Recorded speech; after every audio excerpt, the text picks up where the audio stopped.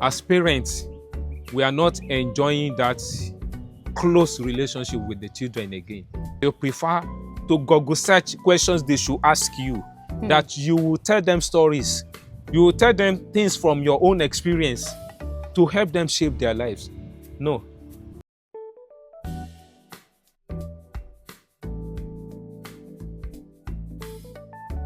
Yes, it has eroded that tradition. But I want to point out that, see, seeing someone physically has its importance and relevance. Yes, you can say, if I want to go to Adedotun today, I may be talking of having like 1,000 or 1,002 to and fro. But under 100 naira, I'll call my man and say, how are you feeling? I would have heard her. But they were not brought up that way. They were brought up in the era of going to visit the person physically, sitting down. I am telling you, each time I went to visit her, she will have a new story to tell me. I won't have that patience on phone because I will be mindful of how much I will spend talking to her, listening to her story. And see, the gesture, the people of yesteryears who are still with us now, they appreciate the gesture behind your coming to visit them. They will appreciate it. Even when you are leaving, they will ask you, when again will you come? So that's you see, emotional. These things, the advent of technology, all sorts of technology, is eroding into the values we inherited from our old people, from people of the yesteryears. Though they are saying it is for our own benefit, but at the end of the day, I don't see it adding any value to humanity than damaging the core values. Now, we are exposed to people helping people on the social media. We see them giving people money. But money is not everything. We have to create that natural, the core values of human existence. Hard work, relationship, honesty, respect. You have to understand that there are some values that are inherited from your old people that you should endeavor to pass on to your children. But no.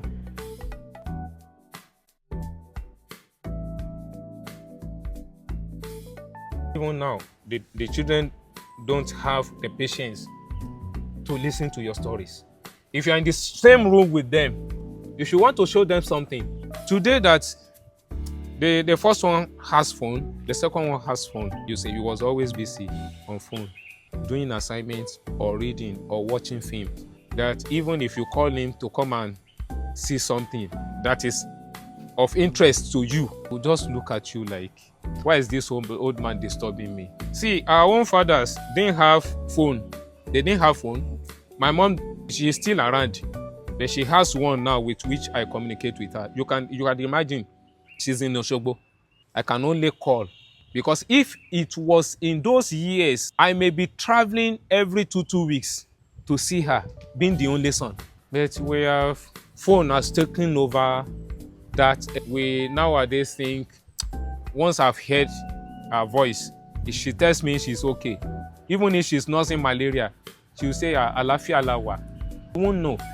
There are times I feel like I should be closer to her. But onofun, onorun, you have to search for means of sustenance for your family.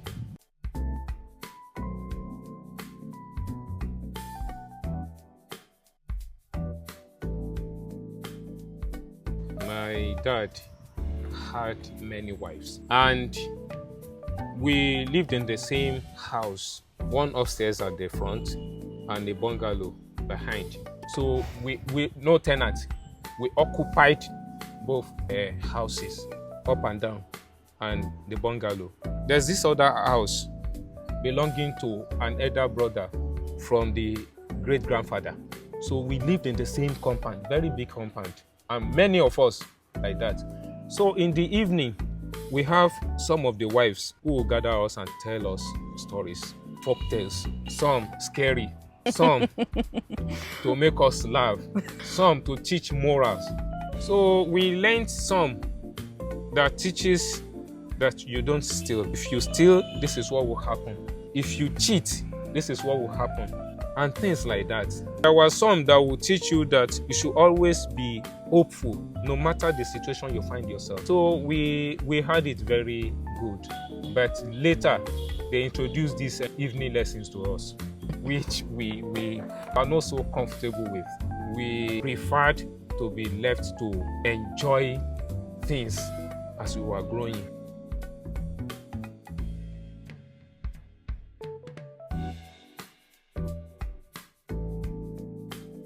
There were these magazines during our primary school days, Feyi Kogbon and Aworerin.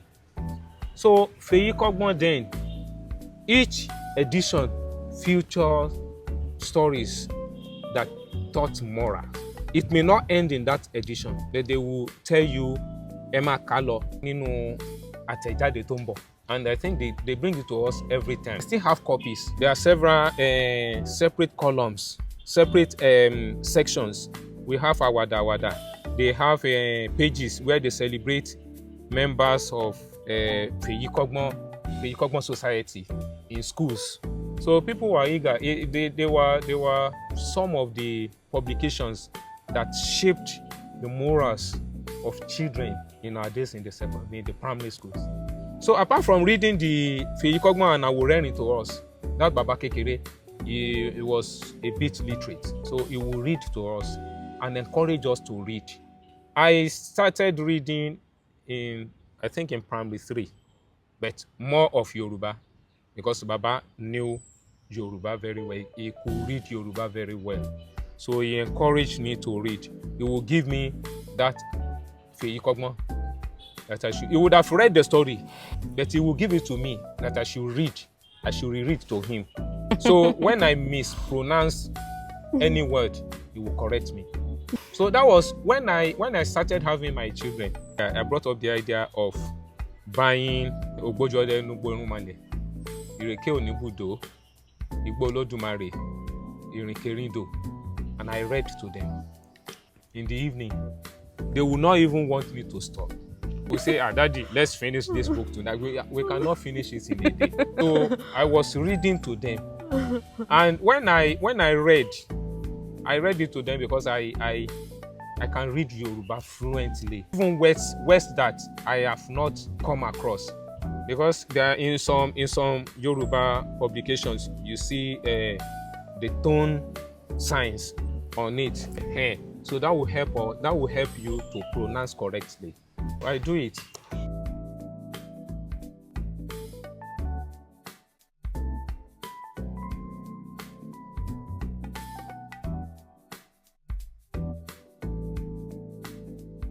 My reading to them will be around 2008, 2009, all through their nursery and primary school days. So I was reading to them.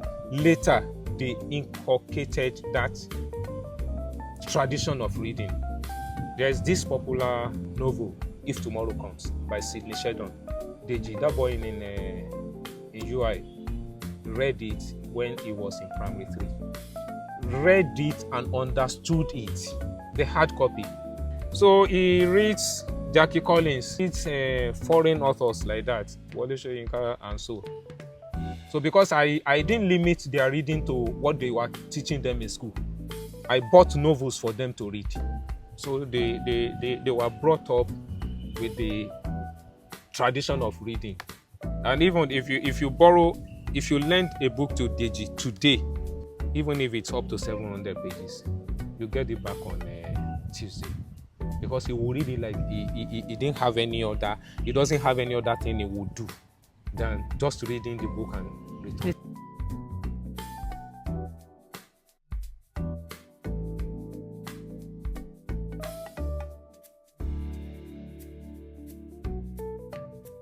No, because even before I myself got a phone, my first phone was in year 2004 or 2005. A Motorola, that one with small horn. That was the first phone I used. So, and my children, they were not, even they would not pick my phone. It was when Bolaji, after she wrote her WAEC, that she got one phone. So they didn't have that exposure to phone, and they were not even bothered.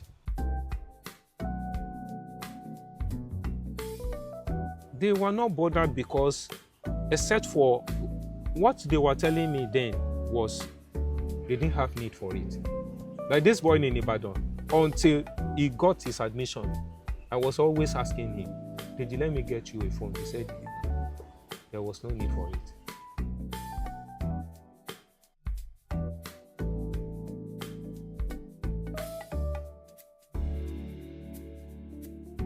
Yes, I grew up with my own father, and the issue is this.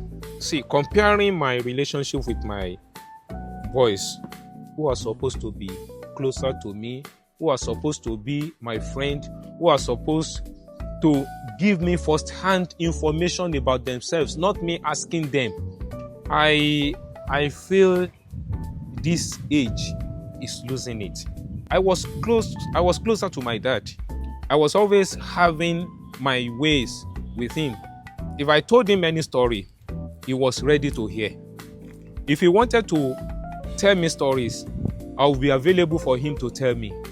But now, even when I got home from work, if my son is on the phone, he will just greet me.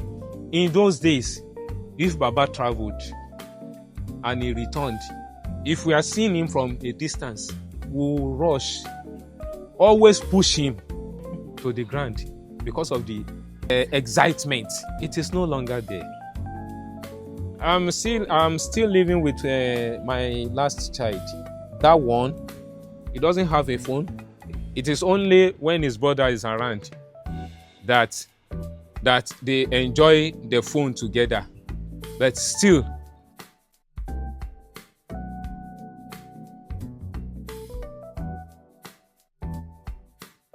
I don't know. As parents, we are not enjoying that close relationship with the children again. They found friends in that technology called phone. They prefer to Google search questions they should ask you, that you will tell them stories. You will tell them things from your own experience to help them shape their lives. No, they will prefer to ask Google. If they don't ask Google, they have a friend who they will chat. They will chat up on WhatsApp or whichever platform. I don't know. We may be thinking that we are advancing, but it is not helping us. It is not helping us.